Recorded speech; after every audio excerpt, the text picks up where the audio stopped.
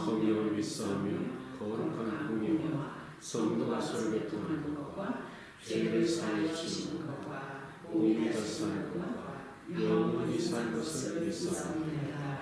아멘. 감사합니다. 우리 함께 참 이 찬양은 거의 솔리스트들만 부르는 찬양인데요. 오늘은 여러분 각자가 솔리스트가 되셔서 하나님 앞에 이 찬양을 1대1로 하나님 앞에 드려지는 그런 찬양이 되기를 간절히 바라고 원합니다. 오 거룩한 밤 함께 부르시겠습니다.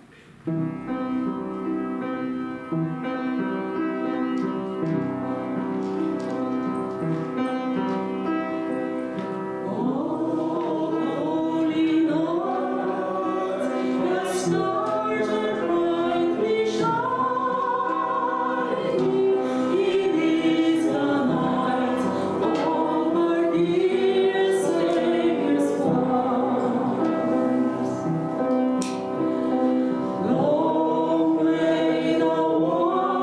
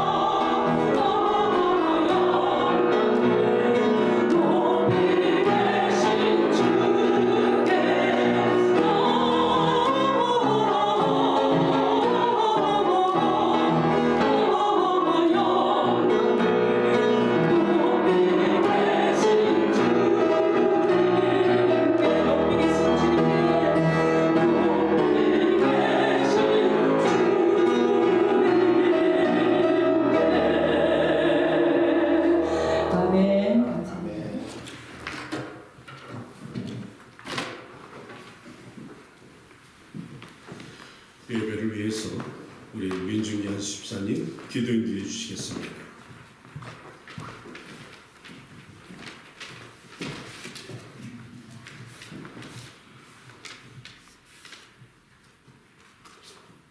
창조주가 되신 하나님 아버지 감사합니다. 말씀이 육신되어 말 위에서 나시고 우리에게 이말로에 오신 예수 그리스도의 탄생을 하나님께 영광 돌리옵나이다. 하나님, 저희들 예수 그리스도의 희생으로 말미암아 보혈의 공로로 의지하여 오늘날까지 왔사오나 아버지, 저희들이 받은 은혜와 사랑을 당연한 권리로 알아왔던 거 회개하오니 용서해 주시옵시고, 아버지, 저희들 또한 새로 맞이하는 이 새해에도 저희들 더욱 성령 충만하며 믿음 충만하며 더욱 감사하는 생활하는 저희 되게 해주시고, 우리 교회가 아버지 빛과 소금이 되는 교회 되게 아버지 더욱 성령 부어 주시옵소서. 저에게 주신 자녀들 또한 감사드리며 저희들 또 부부 주심을 감사하며 부모를 주심을 감사드리며 아버지, 저희 가정이 크리스마스 맞이하여 새해도 더 성령 충만한 가정 되게 하시고 만사가 형통한 가정 되게 하시고 건강이 넘치는 귀한 가정 되게 하여 주시옵소서. 또한 저희들이 맡긴 사명 아버지, 새해도 저희들 더 성령 충만함 받아서 아버지 믿음의 사역으로서 충분히 감당하는 저희들에게 아버지 기름 부어 주시옵시고 안수하여 주시옵소서. 믿음으로 아버지 승리하게 해주시고 믿는 자의 능치 못한 일 없다 하셨사오니 저희들 하나님께 영광 돌리며 저희들 아버지께 주신 그 사명을 능히 감당케 하는 저희들에게 축복하여 주시옵소서. 오늘 또한 말씀을 증거하신 담임 목사님 말씀에 기름 부음이 넘치게 하여 주셔서 저에게 하나님은 기쁨이 되게 하여 주시고 저에게 능력받는 귀한 시간 되게 하여 주시옵소서. 이 모든 말씀 예수님 받들어 감사기도 드려옵나이다.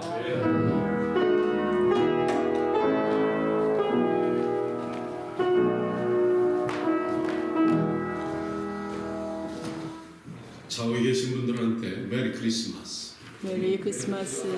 축복합니다. 여러분들을 올라오다 보니까 선물이 이렇게 많은 걸 보니까요, 남들이 보면 한 100여 명 되는 교회 같겠습니다. 너무 감사하고요. 하나님 광고 말씀 1월 5일 첫 해 새 예배는 제가 성찬 예배로 드릴 것입니다. 따라서 제가 첫 해는 여러분들을 축복 안수 기도하기 위해서 제가 금식으로 한번 준비해 보겠습니다. 오늘 친교는 예배 후에 우리 제크 김 집사님께서 선교해 주시겠습니다. 지난 한 해 동안 수고하신 교우 가정에 새해는 놀라운 축복의 날이 되기를 바라고요. 특별히 멀리 외부에서 기도와 물질로 협력해 주신 귀하신 손길에 하나님의 은혜가 충만하시기를 기도합니다.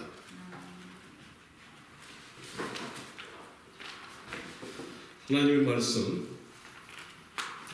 로마서 3장 20절에서 24절 교독합니다. 그러므로 율법의 행위로 그의 앞에 의롭다 하심을 얻을 육체가 없나니 율법으로는 죄를 깨달음이니라. 이제는 율법 외에 하나님의 한 의가 나타났으니 율법과 선지자들 외에 증거를 받은 것이라. 곧 예수 그리스도를 믿음으로 말미암아 모든 믿는 자에 미치는 하나님의 의니 차별이 없느니라. 모든 사람이 죄를 범하였음에 하나님의 영광에 이르지 못하더니 함께합니다. 그리스도 예수 안에 있는 성령으로 말미암아 하나님의 은혜로 값없이 의롭다 하심을 얻은 자 되었느니라. 기도합니다.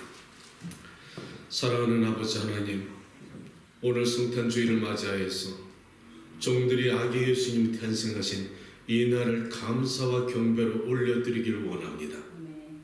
하늘의 문을 여시고 종들의 기도와 지난 한 해를 뒤돌아보면서 감사와 이 땅에 오신 그 주님의 사랑과 은혜 경배하는 마음으로 제단을 올려드리오니 받아주시고 주님이 기쁨이 되게 하시고 주님이 오늘 이 시간에 우리에게 응답하시는 아름다운 성전 예배가 될 수 있도록 축복하여 주시고 성도들의 마음에 오늘 주시는 말씀이 살아 꿈틀거리는 말씀으로 역사해 주시기를 간절히 바랄 때 예수님의 이름으로 기도합니다.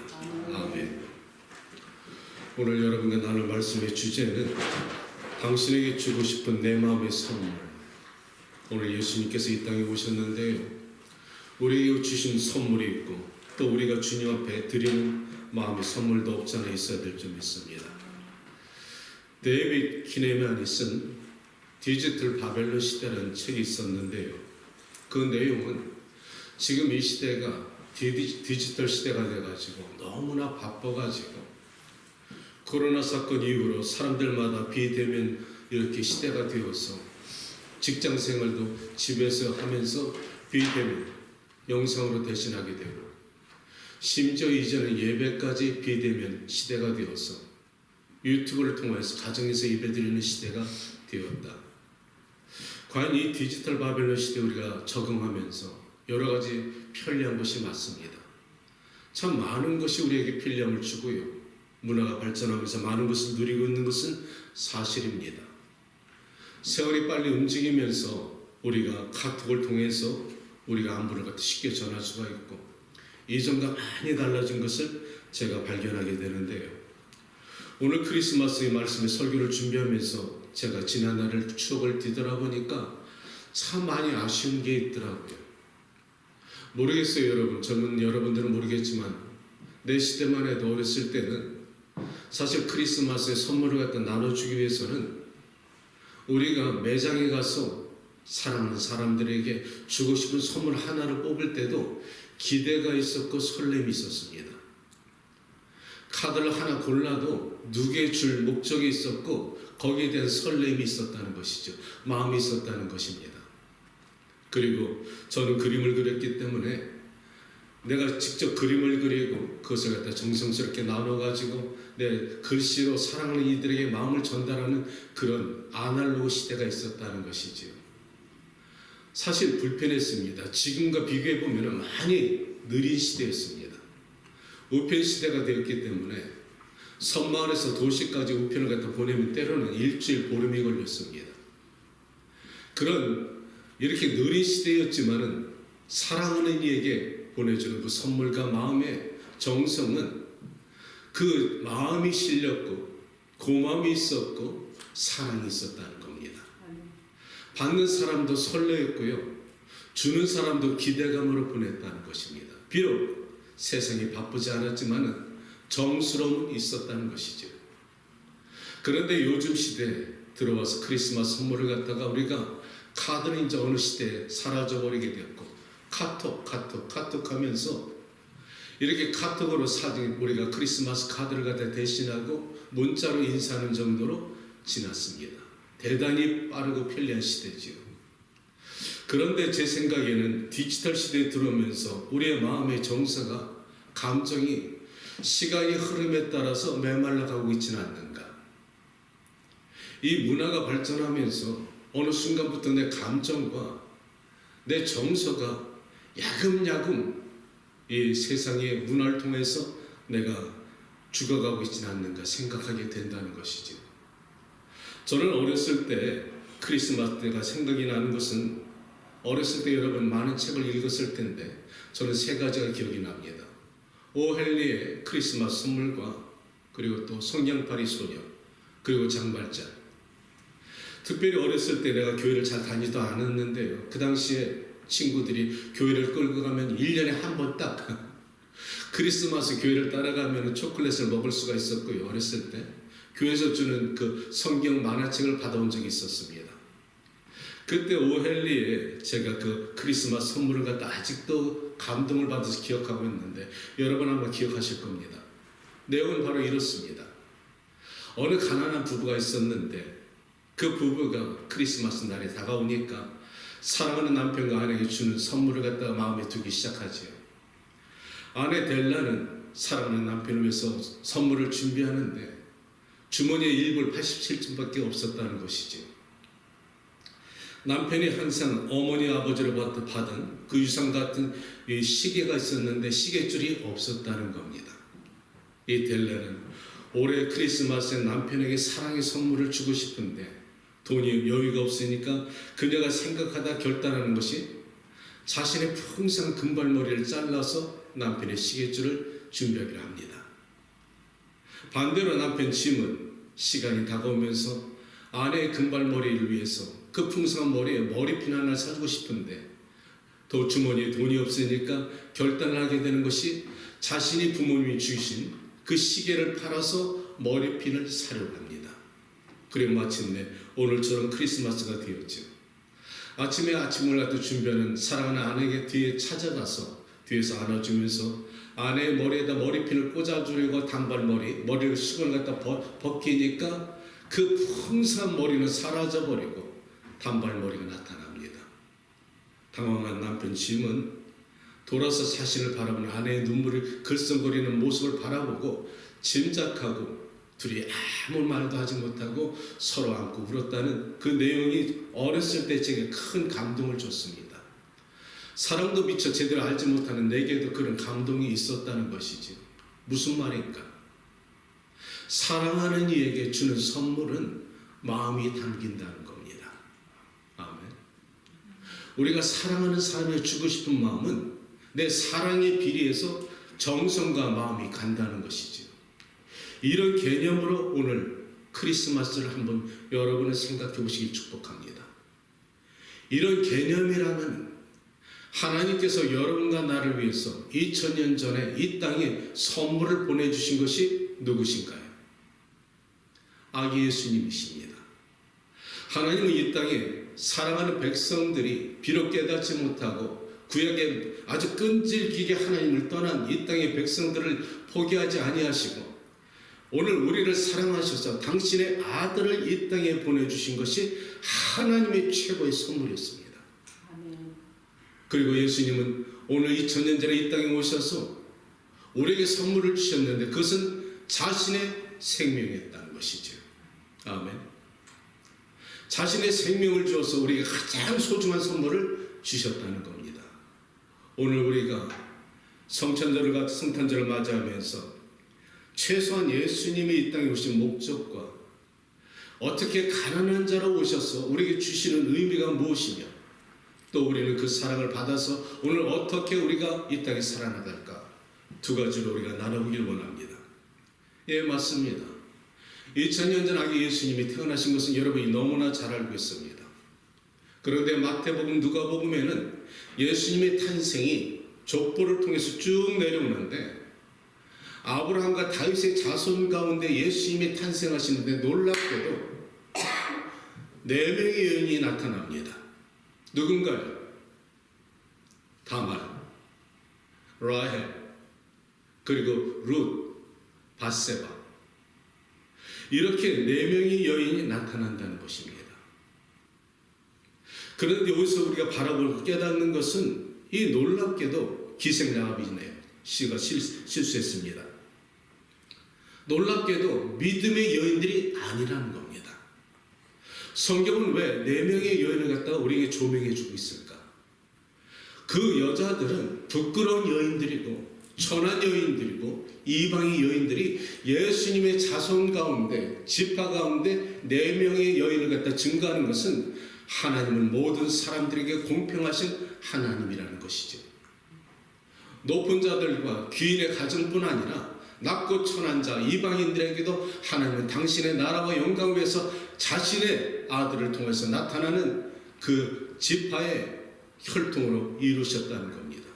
그리고 2000년 전에는 예수님께서 마침내 이 땅에 오셨을 때 그 베들레헴에 태어나셨을 때 그때 그 처녀가 있었으니 그녀의 이름을 마리아라고 합니다. 마태복음 누가복음 이렇게 성경을 말하고 있습니다. 여러분이 너무나 잘 아시는 내용입니다. 어느 날 베들레헴에 사는 한 시골 처녀 마리아에게 가브리엘 천사가 꿈에 나타나서 은혜를 받은 자의 평안할지어다. 네가 아들을 낳으려니 그 이름을 임마누엘이라 하라. 하나님께 함께 하신다는 말씀을 듣고 꿈에 마리아가 천사에게 질문합니다.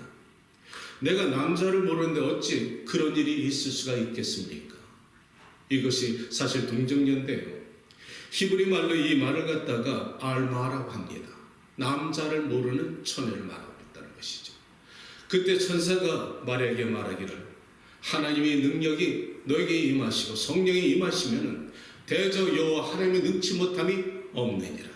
또한 말씀하시기를 네 친척 엘리사벳이 나이가 들어서 잉태하지 못하였으나 성령이 그녀에게 임하여서 그녀가 이미 아이를 가진 지 6개월이 지났다. 이렇게 말을 할 때 그제서야 마리아가 고백하기를 나는 주의 계집종인 주의 말씀대로 이루어지이다.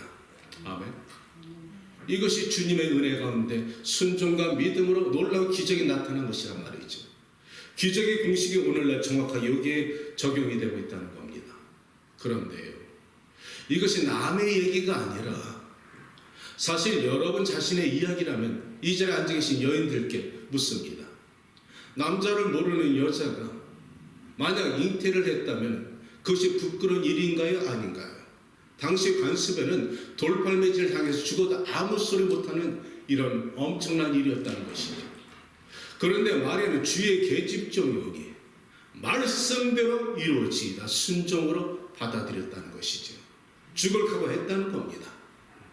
그런데 문제가 생긴 것은 그때 마리아가 정혼한 남편이 있었다는 것이죠. 야콘은 다윗의 지파 유다 자손 가운데 요셉의 난자가 있었다는 것입니다. 그와 야콘에서 정혼한 관계였는데 성령으로 잉태가 됐다면 그 남편 대신 될 요셉에게는 무엇라 말할 것인가? 성경은 행간 사이에 간단하게 지나갔지만 그 요셉의 입장이 여러분이 되겠다면 여러분 과연 이것이 이해가 됩니까? 세상에 이 문제를 갖다 이해할 사람이 있을까요? 맞습니다.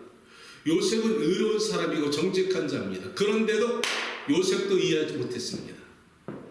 그래서 마리아가 그를 찾아가서 성령으로 자신에게 잉태가 되었다고 하나님의 아들이 나타날 것을 이렇게 말씀을 갖다 나눴을 때 요셉은 의로운 사람이라 마리아가 해당하지 않기를 원하여서 조용히 끊고자 했다고 성경은 우리에게 말해주고 있다는 것이지. 인연을 끊으려고 했다는 겁니다. 그런데 그날 밤에 하나님의 천사가 또 이 사랑하는 요셉에 나타나서 다윗의 자손 요셉아, 네 안에 마리아를 데려오기를 주저하지 말아라. 그녀가 임신한 것은 성령으로 잉태한 것이냐 이렇게 말할 때 그제서야 하나님의 섭리를 마리아의 가정은 받아들이기 시작하는 것이죠. 이래서 예수님께서 2000년 전에 이 땅에 오신 것입니다. 그리고 예수님을 갖다가 그 베들레헴에서 구유에서 태어나신 오늘 그날인데요. 사랑하는 여러분, 나는 오늘 이 말씀에서 세 가지 질문을 찾게 됩니다. 저는 성경을 보면서 끊임없이 질문하는 버릇이 있습니다. 제 첫째 질문은 바로 이렇습니다. 가문의 출생입니다. 아니, 하늘의 왕자로 이 땅에 오시고 하나님의 영이 육신을 갖고 이 땅에 오시면 이왕이면 왕가의 자손으로 태어나거나 귀족의 집안에 태어나면 얼마나 좋아. 그러면 오늘날 우리 예수님의 탄생하신 왕가의 자손으로 태어났다면 우리도 자랑할 것이 있고 그래도 폼날 수가 있는데 어떻게 하필이면 나사렛의 시골 청년, 그것도 목수, 다윗의 자손이지만 몰락한 가문이고 로마의 식민지에 있던 한 시골 청년 그리고 시골 처녀에게 그에게 하나님의 아들을 잉태하게 하셨는가? 왜 그 자리에서 태어나게 하셨는가? 이것이 첫째 나의 질문이었습니다. 왜 그러셔야 됐을까? 여러분은 왜 그러셔야 됐을 거라고 생각하십니까? 이것은 높은 자가 낮은 곳에 내려오셔서 스스로 자신을 낮추시면서 오늘 여러분과 나에게 소망과 희망을 주시기 위함입니다. 내가 어렸을 때 배운 그런 교육에서는 세상에 3대 종교가 있었는데 무엇이라고 했죠? 기독교, 불교, 이슬람교. 자, 불교의 석가는 인도의 왕자였습니다.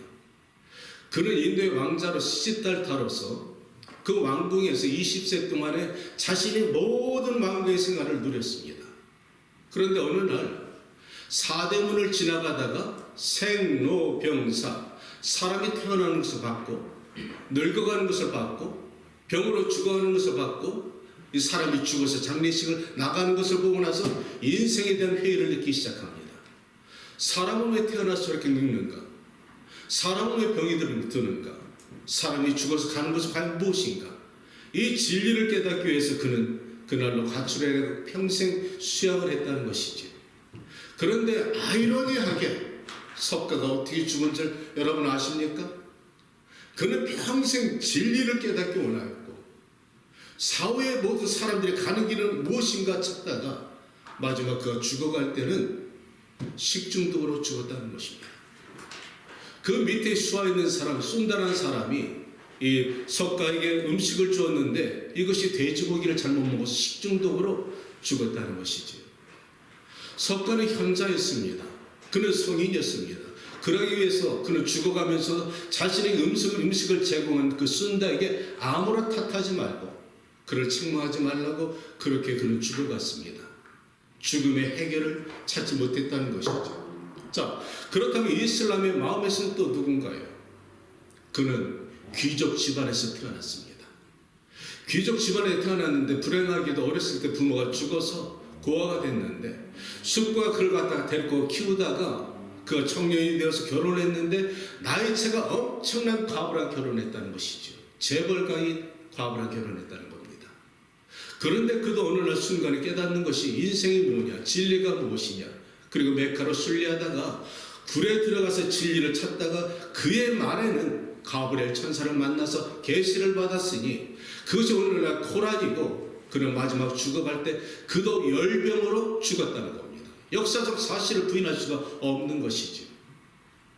자, 이대 종교의 그들의 모든 시조가 병으로 죽어갔다는 것이지. 자, 그렇다면 기독교, 여러분과 내가 믿는 기독교에 대해서는 여러분은 어떻게 설명하실 수가 있습니까? 예수님은 낮고 천한 이 땅에 육신을 입고 이 땅에 오셔가지고 왕가의 자손이 아니고 귀족의 가문이 아니고 보통 시골 청년의 집에서 태어나셔서 처음부터 낮은 자리로 오셨다는 것이지요. 이것이 우리에게 주시는 의미가 과연 무엇일까 이 말입니다. 이것이 지난번에 우리가 공부한 대로 고린도전서 1장에 말씀하신 길을 하나님께서 내가 너희를 육체에 따라서 너희를 부르신 것은 너희 스스로가 지혜롭고 지식 있고 능력 있고 가문이 좋고 학벌이 좋아서 너희를 택한 것이 아니라 내가 너희를 택한 것은 낮은 자를 통해서 스스로 높은 자를 부끄럽게 하시고 스스로 교만하고 높은 자를 갖다가 오히려 낮은 너희를 통해서 그들이 부끄럽게 할 것이니 이 모든 것은 하나님 너희 스스로 자랑할 수 없게 만드셨습니다. 그래서 예수님은 이 땅에 낮은 자리에 오셔서 처음부터 인생을 섬기러 왔다는 것이죠. 여러분을 다스리는 것이 아니라 여러분을 섬기러 왔으니 그것을 마태복음 20장 28절에 인자가 온 것은 섬김을 받으려 한 것이 아니라 섬기러 왔을 뿐 아니라 오히려 내 생명을 대속물로 주었습니다. 아멘. 이것이 낮은 자리에 오신 예수님의 뜻이라는 것입니다. 두 번째, 예수님의 탄생은 어디서 태어나셨나요? 나는 이것이 참 이해가 되지 않습니다. 아니, 베들레헴에 호적하러 가셨다가 마리아가 때가 돼서 아이를 갖다 낳으셔야 되는데 급하니까 여유숙을 찾아갔는데 숙소에 사람들이 호적하러 왔기 때문에 빈자리가 없어. 그렇다고 우리 하나님께서 그 자리를 만드실 능력이 없었을까요? 난 그렇게 생각하지 않습니다. 어쩔 수 없이 나귀의 구육간을 빌려서 예수님이 탄생하셨다는 것이죠. 이것은 말할 수 없는 천한 자리입니다. 아니, 하나님이 왜 굳이 그렇게 하셔야 되느냐 이 말이지요. 낮은 자로 오신 것입니다. 예수님은 그렇게 천하게 그런 자리에서 태어나셨는데 그는 공생의 3년 동안에 항상 스스로 귀하다는 사람들과 교제한 적이 없고 항상 낮고 천한 사람들, 병자들, 귀신 들린 자들, 하나님의 도움이 필요한 사람들에게 항상 낮은 자리에서 임하시고 스스로도 하늘을 갖다가 입을 삼고 땅을 갖다 요를 삼아서 살아가신 분입니다. 이것이 우리에게 주시는 여러 가지 의미가 있는데 그것을 이사야서 50장에서 우리에게 말씀해주고 53장에 말씀해주는 것이 우리에게 많은 교훈을 준다는 것이죠. 세 번째는 여러분은 동방박사가 어떻게 예수님이 베들레헴에 태어나신 것을 보고 왔을까? 한번 말씀해 보세요. 성경에는 뭐라고 말했지? 별을 보고. 자, 이 동방박사들이 페르시아, 인도 지역에서 대략 800km 떨어진 곳에서 별을 보고 왔는데 그 별이 그 베들레헴의 구유간에 떨어져서 멈췄을 때 그때 그들이 낙타를 타고 와서 예수님 앞에 나서 보배함을 열어서 세 가지 보배를 드리는 것이 성경의 내용입니다. 그런데 그들은 천문학자요, 별을 갖다 관측하는 사람들인데 그들이 점괘를 가지고 왔을까요? 아닙니다. 성경의 이 문제를 간단하게 우리가 알 수 있는 것이 그들이 돌아갈 때 하나님의 천사가 그들 가운데 계시로 나타나서 헤롯에게 돌아가지 말고 너는 돌아서 너의 고향으로 돌아가라고 성경에 하나님의 천사가 계시를 통해서 말씀했다면 그 동방박사들이 페르시아 지역으로부터 예수님이 계신 곳에 올 때는 하나님의 계시가 있었을 것을 저는 믿습니다. 동쪽 동방 예루살렘 베들레헴에 오늘날 구세주가 태어날 것이니 별을 따라가면은 그곳에 독생자 아들이 태어날 것을 계시했을 것이라 말이죠. 그렇다면 세 가지 보배를 갖다 우리 한번 생각해 보자는 것입니다. 자, 황금은 무엇을 뜻할까요? 왕의 왕. 그리고 유향은 무엇을 뜻할까요? 그것은 대제사장직을 말합니다. 성소에 들어가서 분향을 드릴 때 이 유향이 필요한 것이죠. 예수님은 왕의 왕으로 오시고 그리고 우리 이 땅에 제사장으로 오셨는데 세 번째는 몰약이라는 것입니다. 몰약은 어떤 데 쓰나요? 죽은 자를 위해서 쓰는 재료입니다. 냄새가 나고 썩는 것을 방부하는데 쓰는 재료를 어떻게 아기 예수님이 탄생하신 그 구유에 와서 세 가지 보배를 꺼냈는데 마지막 몰약의 의미는 무엇이냐? 저는 이 말씀을 보면서 예수님이 이 땅에 태어나실 때부터 탄생부터 십자가에 죽으실 것을 이미 예견하신 것이란 말이죠. 모든 종교의 사람들은 시조들은 죽음을 피할 수가 없었습니다. 그런데 예수님만이 빈 무덤이었습니다. 예수님만이 장사 지낸 그 빈 무덤에서 부활의 영과 육신으로 태어나서 오늘날 여러분과 내가 믿는 우리에게 소망을 주셨다는 것이죠. 따라서 오늘 마지막 탄생의 배경의 의미는 우리가 알고나 있어야 된다는 것이죠. 마지막 오늘 성경 말씀, 오늘 로마서에 말씀하시는 것은 이제 이 땅에 오신 예수님의 뜻을 이루시는 것이 십자가의 죽으심이라는 것이죠. 오늘 성경은 이렇게 말합니다. 인자가 온 것은 온 세상으로 하여금 하나님의 심판 아래 있게 하려 함이라. 온 세상이 앞으로 심판에 있을 것이라 이 말이죠. 그러면서 성경 말하기를 율법의 행위로는 그의 앞에 의롭다 하실 얻을 육체가 없나니 율법으로는 죄를 깨달은 이니라. 잘 들으시기 바랍니다. 이게 핵심인데요. 하나님이 이 땅에 예수님을 보내신 이유는 구약의 율법이 있었습니다. 그런데 오늘 성경은 이렇게 말합니다. 율법으로는 죄를 깨달을 수 있게 합니다. 그런데 죄를 깨닫게 할 수 있는 율법이라면 왜 하나님은 그 불완전한 율법을 구약에 주셨을까? 하나님의 율법을 주신 것은 너희들이 율법대로 살아도 안 되지 한계를 느끼라는 것입니다. 그러니까 고민을 한번 해보라는 것이죠. 율법이 미완성된 것을 하나님은 그 미완성된 것을 신약의 예수님이 오시면 완성시킬 것이라고 하나님은 예언하신 것이란 말이죠. 율법으로는 죄를 깨닫게 하는 그런 능력이 있는데 예를 들어서 이렇게 말합니다. 거울이 있지요. 여러분 아침에 화장하실 때 거울을 보지요. 내 모습을 발견하게 됩니다. 그런데 거울의 문제는 모습을 보여주는데 내가 얼룩이 짙거나 뭐 묻었거나 이것을 갖다가 내 스스로 거울을 보여주기만 하지 자유롭게 못한다는 단점이 있다는 것이죠. 지적질은 해줍니다.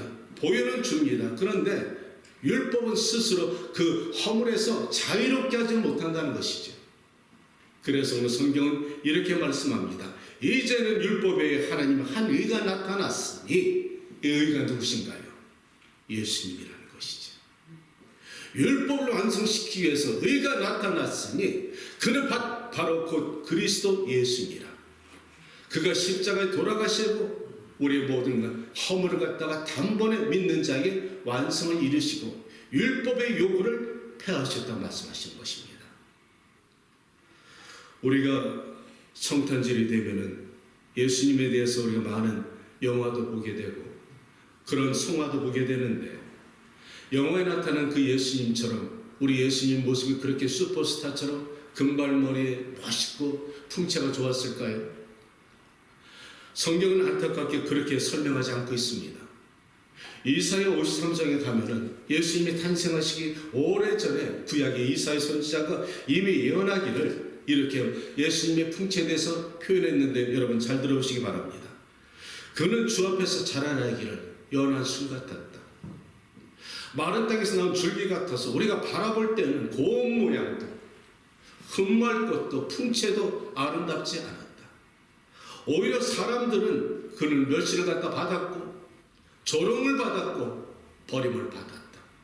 그가 찔림은 우리의 허물을 인함이고 그가 상함은 우리의 죄악 때문이라. 그가 징계를 받음으로 우리가 평화를 누리고 그가 채찍에 맞음으로 우리가 나음을 입었도다. 우리는 다 양 같아서 각기 제 길로 갔거늘 여호와께서는 우리 무리의 죄악을 테텔라스타이 그에게 넘기셨다는 겁니다. 잘 들어보시기 바랍니다. 그는 태어나기를 연한 순 같았다는 겁니다. 슈퍼스타처럼 그렇게 멋있게 태어나지 않았다는 것이지. 마른 땅에 나온 줄기 같아서 연약했다는 것입니다. 그러니까 이 바리새인들이 바라볼 때 나사렛에서 하나님의 아들이 나타났으니까 인정하고 싶지 않았던 것이죠.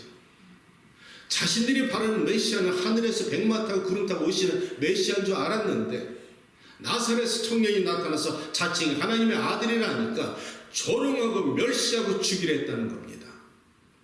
그런데 그가 마침내 십자가 높이 매달려서 십자가에 죽으실 때 그가 찔림은 우리의 허물을 갖다 인함이고 그가 상함은 우리의 모든 죄악을 인함이라. 아멘. 십자가에 죽으시면 단번에 모든 죄를 갖다가 사하시고 믿는 우리에게 스스로 우리 행위가 아니라 믿음으로 구원을 얻게 하셨으니 이것이 예수 그리스도의 은혜라는 것이죠. 아멘. 사랑하는 여러분, 오늘 이 말씀 받다가 저는 마무리 지면서 예수님이 이 땅에 오신 그 배경도 중요합니다. 그러나 이 땅에 예수님이 오신 것은 여러분과 나를 위해서 주신 것은 생명이라는 것이죠. 그 목적은 여러분이 이 땅에서 사랑하길 원하신다는 겁니다. 오늘 우리 사랑하는 공동체에서 이렇게 선물을 준비하고 서로 나눠주는 것은 너무 아름다운 것이죠. 공동체니까 사랑의 공동체에서 나눌 수 있는 아름다움이 이렇게 마음이 있는 것은 우리가 하나님의 은혜로 서로 나눠야 되는 본분이 되어야 될 줄 믿습니다. 오늘 공동체 안에서 가정을 한번 생각해 보고요. 교회 안을 생각해 보고요. 또 세상에 우리 많은 사람들한테 사랑을 나눠주는 따스한 성탄절이 됐으면 좋겠습니다. 저는 이 말씀을 준비하면서 여러분에게 이렇게 말씀을 전하기 전에 사실 제 삶에 실천하는 것을 제가 노력하고 있습니다. 목사가 말은 전하는데 생활의 실천에서 내가 다른 모습을 보인다면은 내가 전하는 말씀의 능력이 사실 생명력이 없다는 것이지. 제 사랑하는 아내가 있지만은 사실 제가 장로 때는 우리 집사람은 제 뒤에만 있으면 따라오기만 했으면 됐습니다. 그런데 어느 날 제가 하나님의 소명을 받고 목회자의 자리에 서니까 뒤에만 서 있어야 될 사람이 앞자리에 나가서 인도하다 보니까 많은 허물도 있고 부족함도 있어서 스스로 스트레스 받는 것이 너무나 많습니다. 내가 그것을 생각하면서 너무 안쓰럽더라고요. 크리스마스가 다가오면서 내도 좀 고마운 마음을 한번 전하고 싶은데 안타깝게 우리 집사람의 생일이 12월 13일입니다. 추수감사절과 성탄절 가운데 껴있기 때문에 매번 3번 선물을 한꺼번에 줄 수도 없어가지고 올해는 작심하고 한꺼번에 해치우기로 했습니다. 그래서 제가 한번 선물을 갖다 마음을 갖다 주기로 작정하고서 참 미안했어요. 반자로 솔직히 하나 제대로 못 해줬습니다. 오랜 시간이 지났는데. 그런데 올해는 제가 반지 하나 조그만 거 소소한 걸 준비해서 줬네요. 이것이 사랑의 실천이지. 그런데 곰곰이 그것을 주면서 미안하다. 더 좋은 것을 못 해줘서 미안하다. 솔직한 제 심정했습니다. 고마움을 느끼니까 더더욱 미안하더라고요. 그런데 그것을 주고 나서 곰곰이 생각해 보니까 부부간의 사랑이나 자녀와 어머니 아버지의 사랑이나 사랑보다는 고마움이 더 귀하지 않을까. 부부가 살아간다는 것은 2, 3년 지나면 사랑의 앞발 떨어지고요. 그때부터는 서로가 의지하고 다투면서 부딪히는 관계 속에서 자녀들을 키우면서 엄마 아빠 사랑도 모르고 깨닫지 못하고 투정만 하는 그 자식들에게 화도 내지 못하고 품어주는 어미 아비의 그 마음을 뒤늦게 자식들이 깨닫고 나서 그 사랑의 표현이 아니라 부모에 드리는 고마움이 오히려 그 사랑의 선물이 될 수가 있다는 것이죠. 부부도 마찬가지입니다. 사랑보다는 고마움의 표현이 우리에게 더 필요하지 않을까. 오늘 특별히 사랑의 공동체 성탄절에 사랑하는 성도 여러분들이요, 가정에 돌아가시면 사랑하는 가족들에게 더더욱 사랑을 나눠주시고, 자녀들은 부모님에게 사랑과 고마움을 표현하고, 또 서로가 아름다운 사랑의 그런 선물을 나눠주시는 여러분이 되었으면 좋겠습니다. 다가오는 새해는 주님의 사랑을 더 깊이 깨달으시고, 하늘의 하나님께서 우리에게 아들을 선물로 주셨고 예수님 우리에 의해서 생명을 주셨다면 여러분 과연 무엇으로 하나님께 선물을 드릴 것입니까? 무엇으로 드리실 겁니까? 하나님이 여러분에게 무엇을 원하실까요? 만물의 주인이십니다. 나는 이렇게 생각합니다. 하나님의 뜻이 자신의 아들을 보내시고 아드님 예수는 자신의 생명을 드렸다면 그 하나님의 뜻을 올바로 깨달아서 하나님의 뜻을 믿음으로 받아서 구원받고 오늘날 거룩한 성전에 와서 하나님께 감사와 경배 드리는 이 시간이 여러분의 모습이 최고의 선물이 된 줄로 믿습니다. 따라서 오늘 드려지는 시간의 찬양과 경배가 아름답게 올려지기를 주님의 이름으로 축복합니다. 생명이 되시는 아버지 하나님 감사합니다. 오늘 성탄절 맞이하여서 짧은 시간에 말씀을 나누었습니다. 이 생명의 말씀이 이 땅에 오신 예수님에 대해서 깊이 생각하게 하시고 나는 주님 앞에 경배와 감사를 올려드리는 나의 마음에 그 마음을 받아주시고 하나님이 기뻐하시는 제사가 될 수 있도록 축복하여 주시옵소서. 이후의 시간을 주께 의탁하면서 예수님의 이름으로 기도합니다. 아멘. 지금 이 시간에는 특성 순서가 있네요. 우리 김경두 장로님 오금세 사모 함께 특성을 부탁드리겠습니다.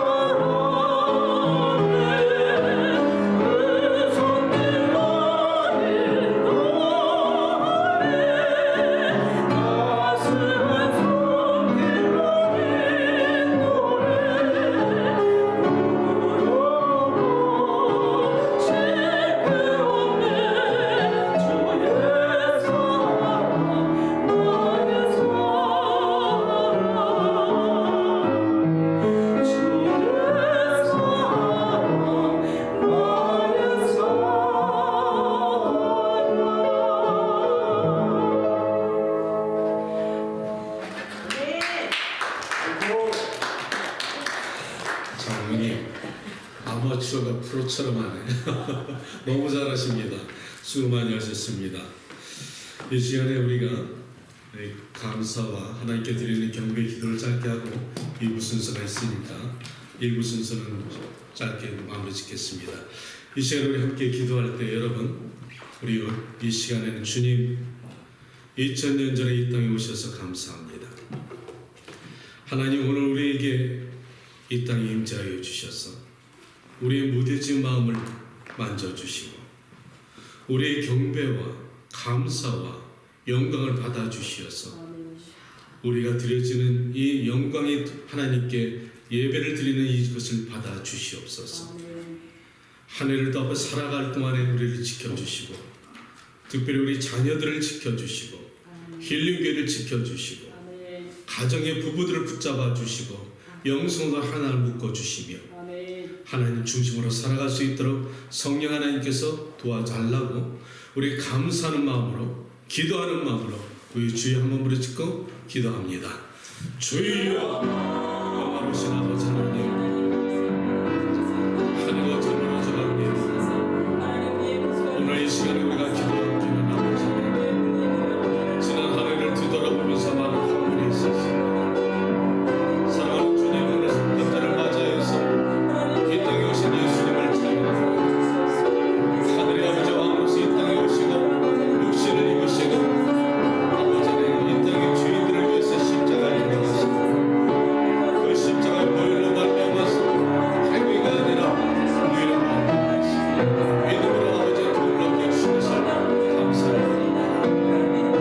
영원하신 아버지 하나님, 이 시간에 성령의 담비를 내려주시고 우리의 심령 속에 은혜의 담비를 내려주시고 사랑하는 주님, 이 성탄절을 맞이하면서 서로가 사랑할 수 있게 하여 주시옵소서. 가정의 부부가 서로 고마움을 느끼게 하시고 자녀와 부모가 서로 사랑과 고마움을 나누게 하시고 성도의 교제가 서로 사랑으로 나누게 도와주시옵소서. 영원하신 아버지 하나님, 그동안 많이 수고한 사랑의 성만 정복하여 주시고 한 해가 다가옵니다. 새 한 해는 더욱더 충성스러운 정직으로 감당하게 도와주시고 주의 영광과 나라와 아버지 하나님 그의 뜻을 위해서 하나님의 자신을 올려드리는 믿음의 정직에 만들어 주시옵소서. 사랑하는 자녀들이 있습니다. 저들이 어디에 있든지 벌금 같은 눈동자로 지켜주시고 하나님, 저들이 하나님의 자녀가 되어서 하나님의 아버지 자랑이 될 수 있도록 도와주시길 바랍니다. 청년들에게 지혜를 주시옵소서. 청년들에게 비전을 주시옵소서. 청년들의 소원을 이루어주시기를 원합니다. 하나님, 저들의 마음속에 가지고 있는 소원이 나의 소원이 아니라 하나님의 소원으로 채워지길 원합니다. 하나님의 말씀에 순종한 살아갈 수 있게 도와주시고 지난 한 해 동안 충성스럽게 정직히 살며 감당을 사랑하는 백성들에게 축복하여 주시고 나라마다 민족마다 영광이 나타나게 하시고 하나님의 영광이 임하여 주시기를 간절히 바랍니다. 주님 감사 영광 받아 주시옵소서. 영원하신 아버지 하나님, 한 해가 저물어져 가면서 오늘 성탄주일 주님께 영광을 올려드립니다. 낮고 천한 이 자리에 오셔서 하늘의 왕으로서 우리의 모든 죄를 갖다 사하시고 율법의 요구를 폐하시며 우리의 모든 죄악을 갖다 피하시고 하나님의 자녀 만들어주신 이 아름답고 복된 날을 감사를 드립니다. 곳곳마다 드려지는 경배와 찬양을 통해서 영광 받으시고 하늘문을 활짝 여시고 감사로 제사를 드리는 사랑하는 백성들에게 축복을 내려주시옵소서. 담비로 내려주시옵소서. 은혜로 내려주시옵소서. 성령의 충만함으로 이루어주시고 이 자리에 함께한 권속들의 소원을 이루어주시며 청년들의 비전을 갖다 이루어주시되 자신의 비전을 갖다가 내려놓게 하시고 하나님의 주시는 비전을 받는 청년들 되시게 도와주시옵소서. 사랑하는 성도들 가정마다 사랑의 공동체마다 아버지 자식과 부모마다 서로 그 마음으로 사랑을 나눌 수 있게 도와주시고 새로운 한 해는 더더욱 하나님께 충성스러운 정직의 사명 감당하시게 도와주시고 오늘 드려지는 이 물질이 하나님께 영광이 되게 하시며 하나님의 나라 귀한 물질로 사용하시기를 원합니다. 감사의 설계의 물질을 올려드립니다. 11조는 하나님의 모든 인생의 주권자인 것을 고백하는 마음으로 올려드리는 손길입니다. 받으시고 말씀대로 이루어 주시기를 원합니다. 하나님 저들의 가정과 자녀들을 축복하시길 원합니다. 자리에서 일어나시기 바랍니다. 축복합니다. 지금은 하늘의 왕으로서 이 땅에 당신의 사랑하는 아들을 이 땅에 선물로 주신 놀라우신 하나님의 은혜와 이 땅의 말씀에 순종하셔 뜻을 이루시고 목숨을 대신하여 주신 사랑이 많으신 나사렛 예수 그리스도의 이름과 성령의 감동 감화 교통하심이 사랑하는 교우들 가정과 이 자리에 고 계신 사랑하는 권속과 또 지금 전쟁으로 고통받고 있는 전쟁터와 선교지와 지금 하나님의 나라마다 영원 지금부터 영원까지 함께 하시기를 축원하노라. 아멘.